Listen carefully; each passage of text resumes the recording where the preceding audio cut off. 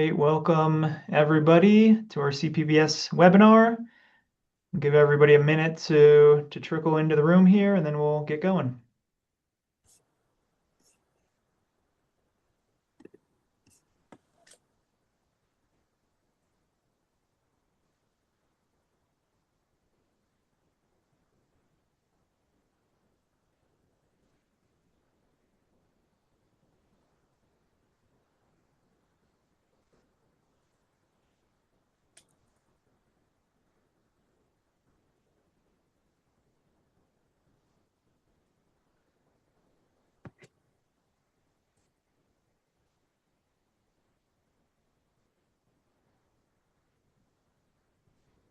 All right, so let's jump into it.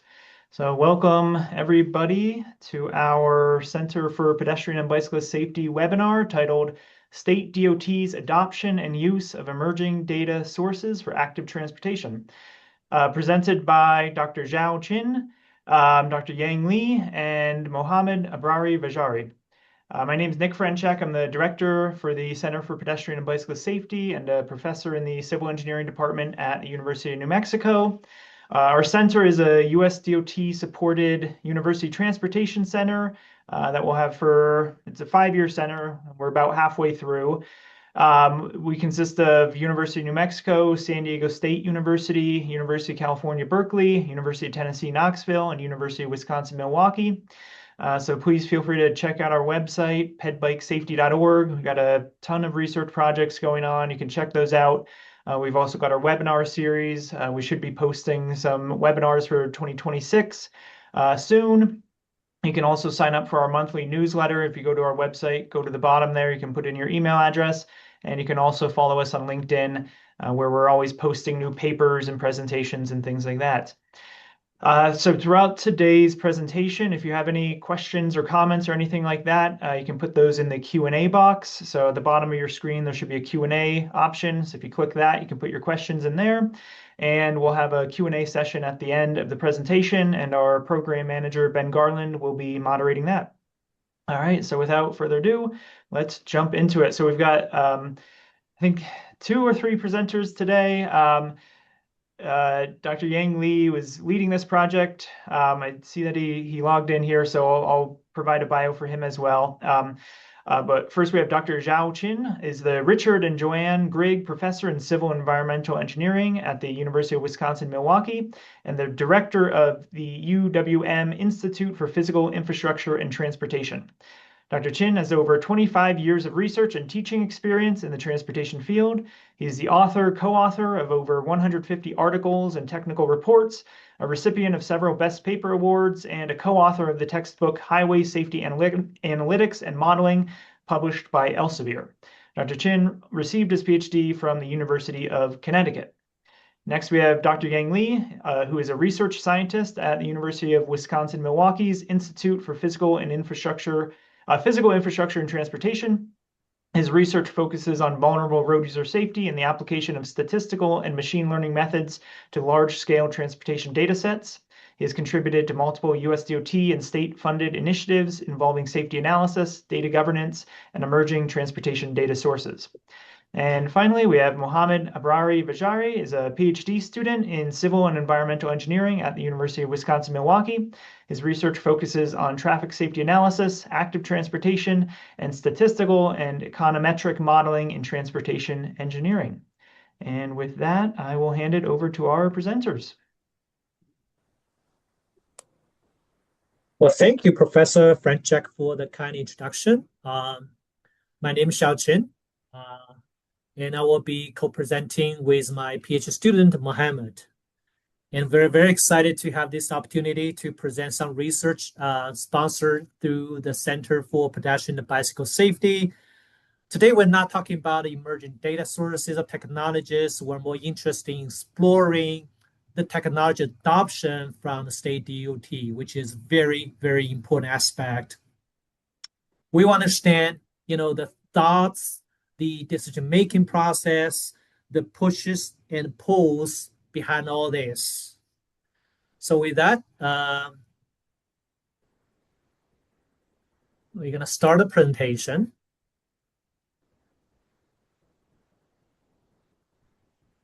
Can anyone see my screen? Yes, yeah, we can see it. Awesome. So this is a brief outline of today's talk. We'll begin with some background and motivation why we want to take on this study. And we will briefly introduce the methodologies applied in the study and the study design. Then we'll share the findings, results, talk about the limitation of study as well as future directions. Of course, we're looking for feedback, insights from the audience as well. And towards the end, we have some time left for Q&As. And thanks, Ben, for monitoring the chat box for questions. So we're targeting the active transportation. So what is active transportation? This refers to any form of human-powered transportation that involves physical activity. As you can see that we have this broad spectrum from no motorized to assisted to motorized transportation, the multimodal, right? So right here is active travel that involves people, jogging, walking, cycling, kicking scooters, and also probably less frequent as roller skates and skateboards. The research and study have shown that active transportation can improve mental well-being of human, foster the community connections, and reduce transportation costs for individuals and families, right? Because you don't have to pay the gasolines or the parking and the vehicle related cost. So it turned to be became some popularity and across the country, across the cities in the world. And especially during the COVID-19, the pandemic lockdown, the active transportation, the shift from the motorized vehicles to the active transportation has accelerated. For example, there's a substantial 57% increase in bicycle sales in the United States between the April 2020 and April 2021. And overall, the state DOT actually will play a very, very important role in this process. And they not only help to do the shift from a vehicle-centric design to a multimodal transportation, but also they're closely involved in collaborating with local agencies in the planning and the constructing the multimodal facilities. However, as active transportation becomes more popular, unfortunately, we have witnessed the negative impact of the trend. The pedestrian fatalities has been rising dramatically. What you see here is kind of U-shaped plot that has the pedestrian fatality recorded from 1980 to the most 2022. As you can see, we have a record low number of pedestrian fatalities in 2009. It took 30 years from 1980 to reach that low point, but only took 1 decade, to bring the number back to the same level as 1980s. So when you look at the change from 2010 to 2022, it's almost 80% increase. On the other side, we look at the pedestrian bicyclist crashes. So these plots shows the bicycle fatalities by age and by gender. When you see the black color, the plots remain pretty flat, or the female riders either older than 20 years or younger than 20 years old. And then you see the blue line, which is good news. You see the blue line continues to decrease, which represents, the male riders that younger than 20 years. So that including the children riding on a bicycle. But unfortunately, the bad news is the green line continue to climb. And if you look at the changes from 1975 to most of 2023, it is almost a five-fold increase, including a 60% jump from 2019 to 2023. A total of 1,155 bicyclists were killed in crashes with motor vehicles in 2023 alone, which is the highest number ever recorded. And most bicyclist deaths in 2023, that means 90%, when we say most, are among the people aged 20 years or older. So we know that all the decision making should be data driven, right? And the active transportation data matters. It matters because the high quality data is essential for roadway safety analysis, planning, and decision making. On the other hand, if you don't have the reliable data, it will be very challenging for the decision makers or policymakers, designer planners to come up with the best strategies to improve safety. The active transportation data turned out to be very challenging because the behavior of the pedestrians or cyclists are highly variable. They can go anywhere, anytime, and also their movements or actions, activity are restricted by the weather or susceptible to the weather. There's limited tools and standards in terms of data collection and processing, and also the scale and the complexity. The data can come from a variety of different sources, and it eventually presents a challenge in the data integration. And historically, state DOTs have been focused on the motorized travel on highways, a kind of like a vehicle-centric design. Now they're moving towards a more multimodal and or bike path friendly or transit-oriented designs in many areas.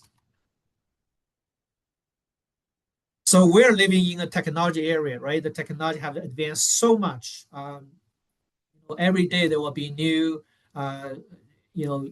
technology or application be released. But there is a gap. The gap actually become wider in terms of the adoption of the technologies in agency and the advancement of the technology.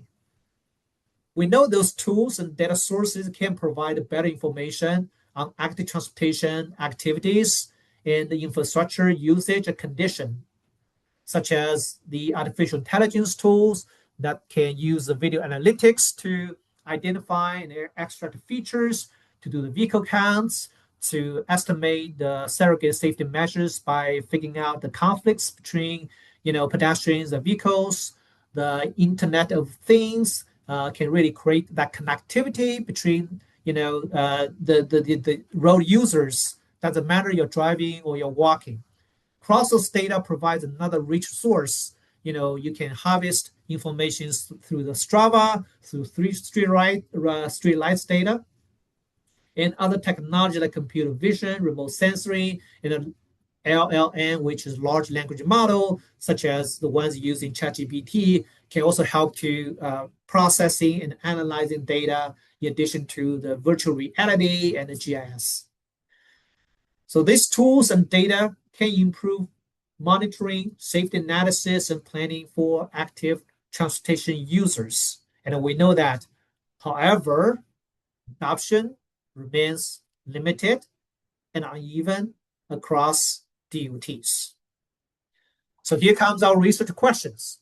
What technical, organizational, and cultural barriers prevent agencies from adopting these new data tools despite the clear benefits they're creating? How do differences in funding, in staff capacity, and the data governance across agencies contribute to the uneven adoption rate? And we also want to know what incentives or disincentives, policies, or supporting systems are missing that could enable the broader and more consistent use of these technologies. With those questions in mind, we set out to look for the similar research has been done in terms of technology adoption by organization. And it turned out that the technology adoption is a pretty complex organizational behavior. It is not simply determined by, lack of funding or a lot with sufficient funding or access to the technology. Also, the adoption integration, they can cross multiple stages in different phases, right? Such as you initially you exposed to some new innovations, then you kind of pick out some pilot to test this technology on the small scales. Then you do some exploratory implementation. Then later on you will do more scale up and institutionalize and integrate into the existing systems. And there are many internal and external factors that help to shape those decisions, such as the management support, the staff experience and expertise, or the regulatory environment and peer agency practices. So we hope that we're able to, be a little bit more specific about the factors, the reasons, as well as developing some quantitative relationships between these factors to the ultimate adoption decision, as well as the degrees of adoption by a state DOT of the new data, new technology involving active transportation. So we looked at some framework for us to better understand adoption behavior, and we found out that there's a well-established theories in this area, such as the evaluation of the individual level adoption versus the organizational level adoption. And in this study, we focused on the organizational level of adoption. There are several common frameworks, including technology acceptance model, 10, a unified theory of acceptance and use of technology, the diffusion of innovation, and technology organization environment TOE. After comparing different framework, we've narrowed down to 10 and a TOE, so more like Tom and Jerry thing. They're a good pair. They complement to each other. So the 10, more focused on the tech attitudes towards using a technology. As you can see, there's some external or exogenous variables that will lead to the perception. The perception such as how useful technology is and is that easy to use. The perception informs attitude. So what is attitude? Attitude is essentially a set of emotions, beliefs, and a behavior towards something, right? Once you have the attitude, then the attitude affects the action, which is the actual system use. So that follows pretty good pathway from external variables to perception, to attitude, to action. The TOE, the organizational and external influencer, presents a slightly different framework. Basically, they identify a set of important key variables, not only internal variables like organization, such as the firm size, resource, management support, but also external variables like environment, such as the market, the tech infrastructure, the regulation, and also the technology itself, the compatibility or complexity. That altogether, those factors gonna eventually affect or decide whether or not the technology will be adopted. So knowing the differences of TAM and TOE, we propose to combine both, basically integrated a TAM and TOE framework. The combined TAM and TOE can help us to explain how internal and external factors help to shape state DOT's attitude towards adopting emerging sources. So as you can see, this new framework, we not only have the pathway of the TAM, but also have all these variables, factors identified under the tone framework. Based on this new framework, we construct a total of 7 hypotheses. So first 5 hypotheses from H1 through H5 are the influence to the attitude of the agency, and the final 2, 6, and 7, how the attitude affects the behavior and decision actions. So H1 is the organizational support. Our hypothesis is greater leadership, support, and staff capacity. Capacity leads to the positive attitudes towards emerging data sources. The second hypothesis, funding, we assume that more available and well-managed funding increases positive attitude towards adoption. The third hypothesis, expectation from the peers, partners, stakeholders will positively influence attitudes. The fourth hypothesis, the perceived benefits will definitely improve the positive attitudes. And fifth, the required higher perceived effort or resource, in order to implement this technology leads to the negative attitudes. The last 2 is about how the attitude affects the behavior. Say more positive attitudes increase agency's intention to continue using emerging data source, and also positive attitudes leads to higher actual usage and institutional integration. So our study is designed around to show whether or not we can accept or reject those 7 hypotheses. With that, I'm going to hand over to Mohammed to walk us through the study design, the models, and the findings. Thank you, and I will continue from here and focus on our study design and questionnaire development and data collection. So in the first step of our study, we wanted to directly engage with practitioners and people who work in the field of active transportation to get some more information that later we can use to develop our questionnaires. So to do this, we organized a workshop session at Texas Trails and Active Transportation Conference held in September 2024 on Austin, Texas.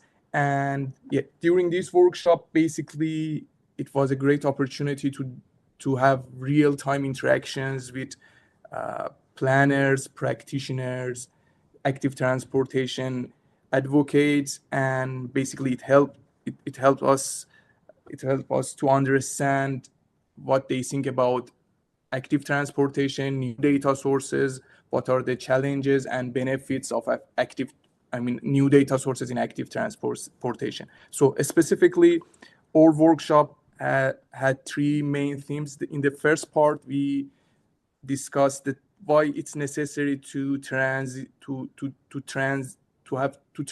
from traditional data sources to unconventional data sources for state DOTs.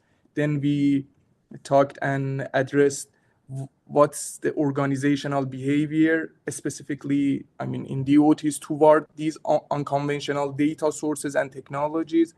And finally, we discussed the factors that can affect these behavior and basically organizational change toward these new data sources. So during these workshop, we had live pools to get some more information from participants. So in these pools, we covered areas related to basically the new data sources and traditional data sources are being used by participants, the benefit and advantages, and also challenges related to these data sources.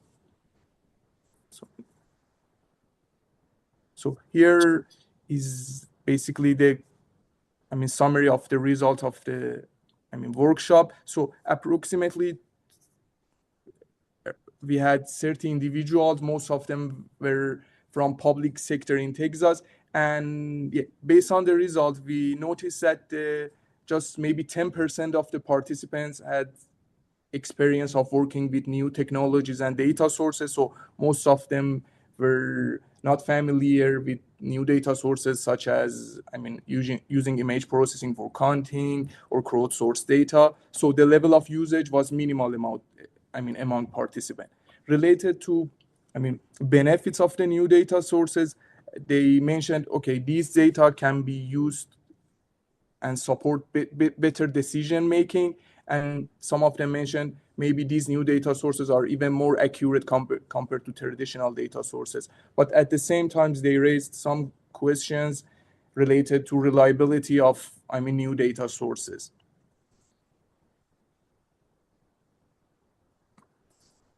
And finally, based on the, last section of our session, based on the results of the pools, we identified the main factors that participants identified as a contributing factors that can affect organizational behavior toward new data sources.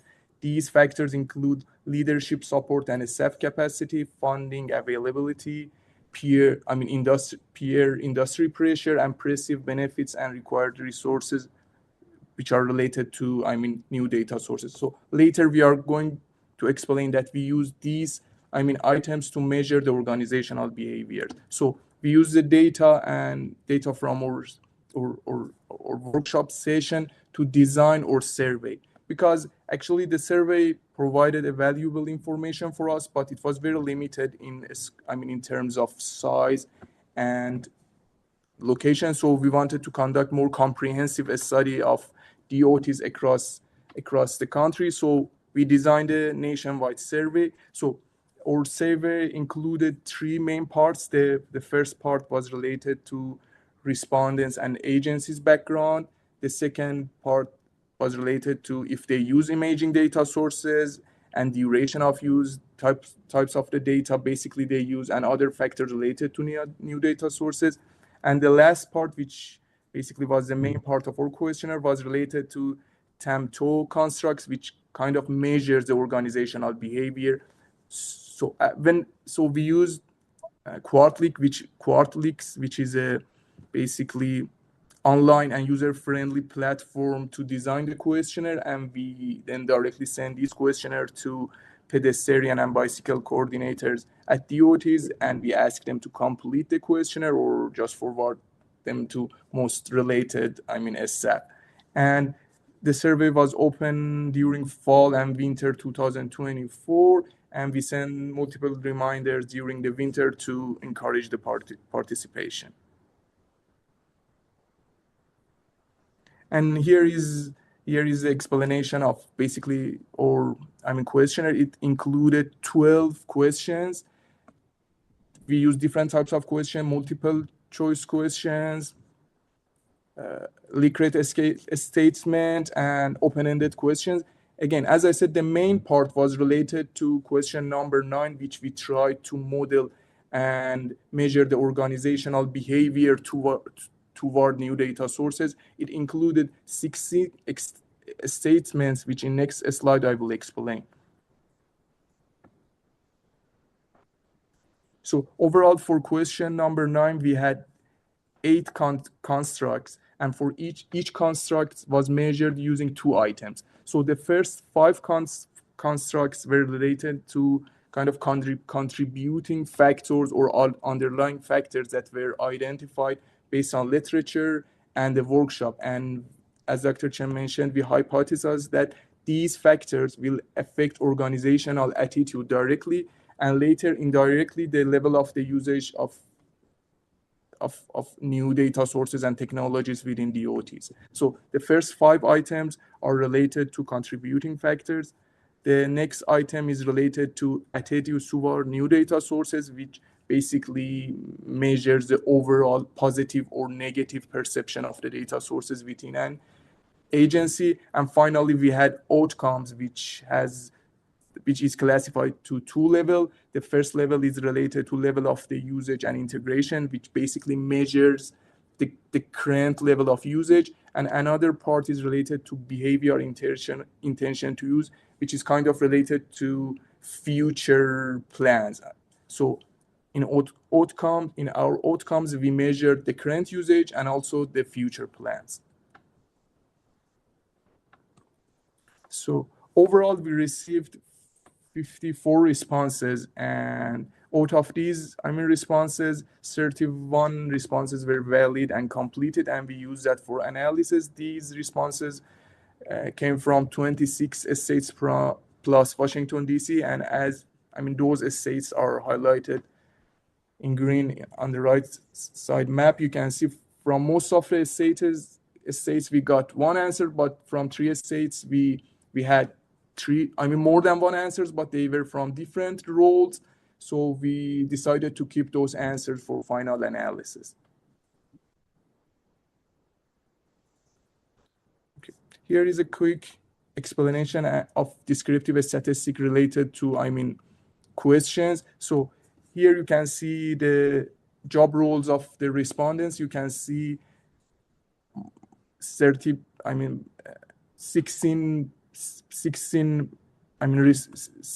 of participants were related to program manager or program coordinator roles, and certain respondents were planner, engineer, or designer, and 2 people were data analyst. And as you can see, it shows that different job roles within DOTs are kind of working with emerging and related emerging data sources and technologies in active transportation. So in the next slide, we can see we ask about what technologies are basically they are using to collect new data sources. So based on the result, 61% mentioned that they are using sensor technologies to collect data related to non-motorists.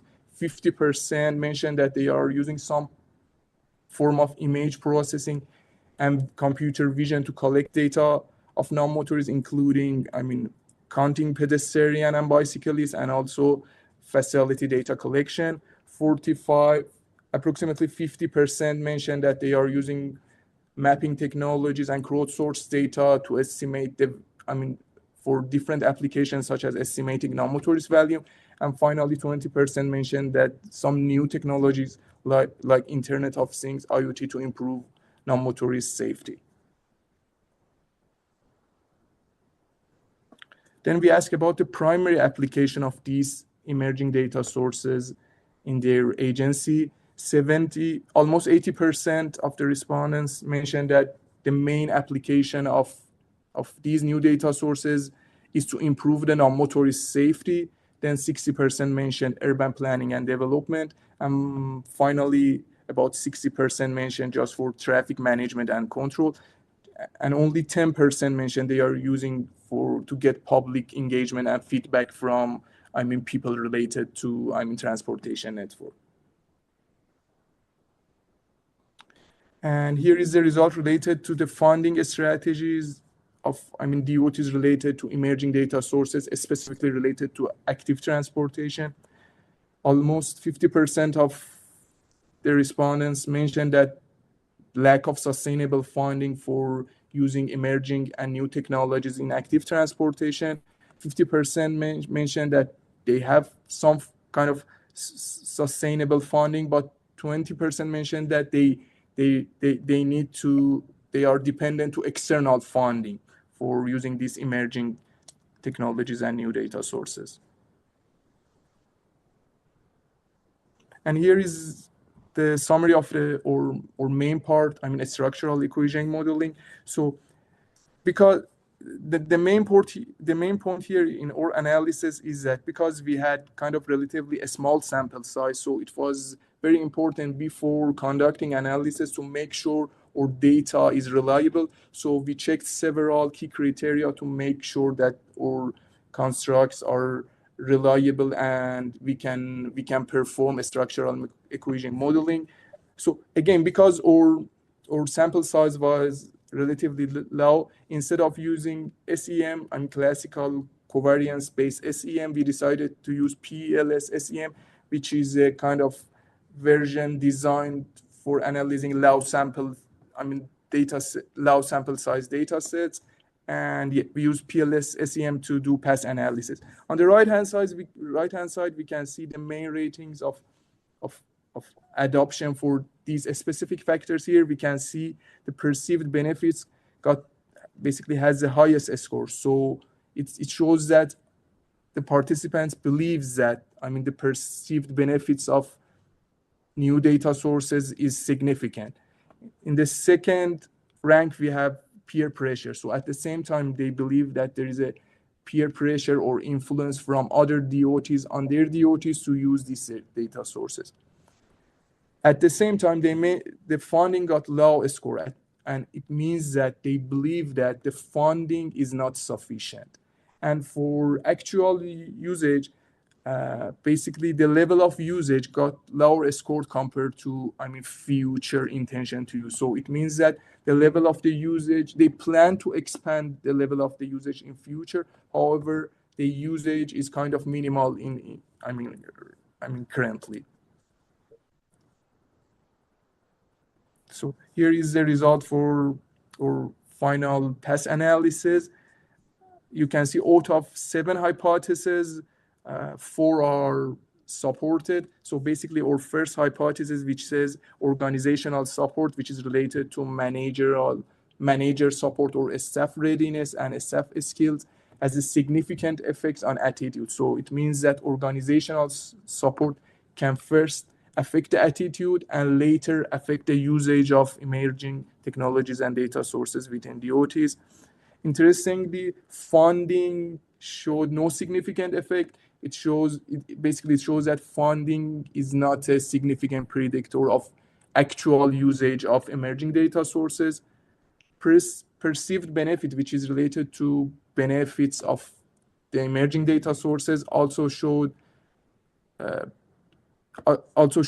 no significant effect. So basically, it says that the usage of the data is not just related to whether if the data is useful or not. There are other factors that can affect that. Another important factor which basically affected the attitude was peer pressure. So basically, it shows that DOTs get influence from other DOTs related to, using new data sources. So both organizational support and peer pressure showed significant effect on attitude. And later, for hypothesis number 6 and 7, both got significant factors, and they were significant, which basically shows that attitudes actually shape the actual usage and behavior of organizations toward these new data sources. So what matters the most for adoption, we found out through the survey and workshop from agencies. We found out the value isn't enough, right? You emphasize a lot on the benefits, the efficiency created by these tools is not enough for the adoption decisions. Agencies have seen the benefits, they understand the value, but you need a supporting system, the policies, the workflows, the capacity to embrace this technology. We also found out, which is good news, funding, yes, we admit is a hurdle, but it is not a deal breaker. Although many agencies feel underfunded, it doesn't really significantly change the attitude towards, the positive attitude towards the technology. That gives also opportunity for us to explore the low-cost tools, open data source with low cost and small pilots that can keep, advancing the adoption and give users more confidence in adoption. The third major finding is organizational capacity or readiness drives adoption. That is the reason why we see uneven adoption rate across country. You need the supporters from top down, and also you need the staff capability from bottom up. Together, they are the strongest predictor of a positive attitude. Lastly, the peer influence pushes agency forward. It's great to hear that it is happening, the webinar we're conducting, or the pooled fund, or all the NCTRP projects, are trying to, create some early adopters, eventually lift everybody up. The expectations from other DOTs, your peers, right, the partners and stakeholders encourage agency to keep up the pace with technology adoption. We also admit there's some limitations of a study. Primarily, the sample is very small. We only receive, 31 responses from the states and the agencies. We hope that we can get all 50 states and probably from multiple responses from each state to get full picture about state adoption, not only from the planners, engineers, data scientists, but also more from the managers, administrators. So what we're looking for the future, we want to add factors such as data quality, organizational culture, and regulatory environment to capture even more drivers of the adoption decision. The current cross-sectional design, that means we only take one survey, one snapshot, limits insights into the involvement over time. So if we can do the multi-year tracking to do the longitudinal data, through surveys, interviews, case studies to help us understanding, a better understanding about long-term institutional change in terms of adoption, the technology, and emerging data for active transportation. Last but not least, the future work should investigate why some agencies can't overcome the barriers. What kind of creative or innovative ways they can find the support, the funding, while others lag behind. With that, we conclude our presentation. We want to acknowledge Dr. Yang Li, our co-author, and Dr. Bob Schneider, the professor from School of Architecture and Urban Planning at the UWM. Their help be tremendous in putting together this presentation and report. And also want to thank the agency that participated in the survey and the workshop, and of course, Center for Pedestrian Bicycle Safety for financially supporting this research, and all of you for listening. Now we're open to any questions.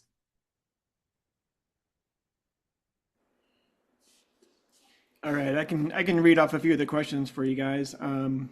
We have a few that are related, so I'm going to try to combine them all into one question. But there does seem to be some concern that there's not, that counting active transportation users is very different from counting car drivers, because car drivers are usually going to choose the fastest route, where active transportation users might choose a route for safety, or they might choose to go through a park because it's beautiful. They might change their route every day, where car drivers mostly drive the same route every day. They're predictable like that. So what can we do to get more high quality and accurate data for these active transportation users that could be anywhere on our street network? That's a great question. Yeah, we have done quite a bit counting practice here at the UWM. We actually have just wrapped up a pilot count program. So the intention is really we don't have a statewide counting program for non-motorists, and the pilot program is a step in the right direction. We want to use this pilot counting to test different technologies and test the different locations. So that said, the counting practice, because of the nature of the active transportation, should definitely take place at different locations. We have the trail counts versus on-street counts. In on-street counts, we count intersection crossing, which is very important for safety. We also count the pedestrian in the mid-block, basically the pedestrian on the link, and mid-block crossing pedestrian as well, because crossing is an important activity. Not only happens in the section, but also the mid-block. And also counting should happen at the variety of locations to be representative, right? Not only the central business CBD, and also should happen in the suburban areas where you have the pedestrian footprint. So in a short summary, the county will be operate different levels, different facilities for different movements, either walking along streets or crossing the mid-block crossing or intersection crossing, and also trails. The trail crossing is a very unique counting practice, very important, should also be included. I noticed Dr. Schneider also joined us and Dr. Yang Li. If you have any additional comments on this question, please feel free to chime in. I'll just say quickly that some of the emerging technologies that you've been describing are really important to consider as we try to collect better data on pedestrian movements, especially getting each leg of the intersection and understanding crossings in the middle of the block using video technologies and automated ways of counting from video, as well as looking at LiDAR and some other emerging technologies are really important. So it's great to see state DOTs are interested at least in finding out more and experimenting with these. So if I understood that correctly, it basically comes down to you're trying to count active transportation users at sort of like the pinch points, like where they not necessarily along the trail or inside a neighborhood, but where they have to cross because that's where the safe crossing is. Yep, there's a federal highway guideline regarding how to count the non-motorists. As you can see, they're quite different from counting cars. As Dr. Schneider mentioned about the movements of pedestrian are quite different, and also where the movements are. They do the crossing movements or they just walk along streets, and the corresponding technology that can support this type of counting, and also, if needed, should be able to, just like a vehicle classification, the technology may be able to, separate the pedestrian from cyclists. All right. Next question. We had a couple of questions that were about sort of like what emerging data sources and technologies seem to be the most popular or have the most promise. Mohammed have done a lot of research related to the crowdsourced data. We have tried out use Strava data to predict the pedestrian volume on trails and on the roadway links. Of course, we understand the limitation with Strava data. We also tried the street lights, which is more, both active and passive data, because the street lights not only take on the data source through the user agreements, which you agree to participate, but also they collect data, with the users are not aware of. Those more like passive data are supposed to have a complete coverage. So I would say crowdsourced data as being, as I would see quite a bit application of crowdsourced data to use to estimate pedestrian volume, pedestrian activities, or bicycle cyclists as well. On the other hand, we see the image processing, like use satellite images or street view images such as Google and others to collect asset, especially the bike path facilities, evaluate the condition of the facility like crosswalk or completion of the sidewalk, the presence of ADA ramps, etc. And lastly, the video analytics, right, through the surveillance camera to do the counts. Not only do the counts, but also calculate traffic conflicts, so-called surrogate safety measures. So those are three emerging data source / technology we have seen in recent years. All right. We got about one more question here. Got a couple more coming in. Are you concerned that when you're asking questions about emerging data sources, that the attitude or that the answer that you get might depend upon the source of that data? I would agree with that. The quality of the data source certainly will affect the perception of the user, right? That's why we keep on improving the data quality, keep on improving the technology that improves data. some limitation, like for example, the crowdsourced data, we know there's a sampling bias issue, right? You only collect the data from the people who use apps. So for the areas that are the apps are underutilized or not used, you certainly didn't have much data through crowdsource. But that can be, again, this gap can be filled in through other technologies. So we're not looking at a single, but a holistic approach for of technologies as well as data. All right, we got one more question here. I'll just read this one directly. It says, are there any guidelines or do you have any thoughts on combining various non-motorized data sources? As a county DOT worker, we have issues combining internal bike ped counts, continuous counters at trails, various municipal agency continuous counters, Strava Metro, and Replica into one usable data source because there are different time frames, continuous versus single count, inconsistent locations, and having to deal with the different platforms. That's a great question. The data fusion or integration is a challenge, as we mentioned at the beginning, the scale, the complexity, and different format, different source, different quality will create challenges for. But you want to take advantage of the data fusion because each data source it has its own strengths. Um, so here at Wisconsin, we just finished developing a platform called Act Safety. So it's access safety. So this Act Safety platform integrate, the counts from different data sources. You mentioned we have the crowdsourced data, we have the trail counts from both temporal or permanent count station, different technologies, some from the video, some from the, just infrared counts, and some from many counts as well. However, we have not really integrated, in a flexible way that if you click one location that can present you the counts that is built upon from diverse sources. We have not done that.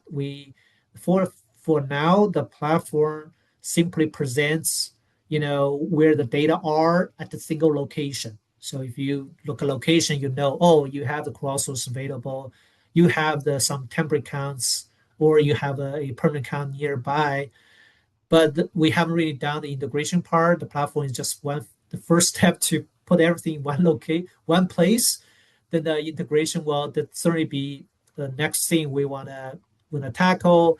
And yeah, I'm not sure I see any guideline from feds regarding how to integrate, but certainly experience from other type of data integration from both spatial and temporal scale can be used to develop some guidelines regarding how to integrate, the diverse data source for active transportation.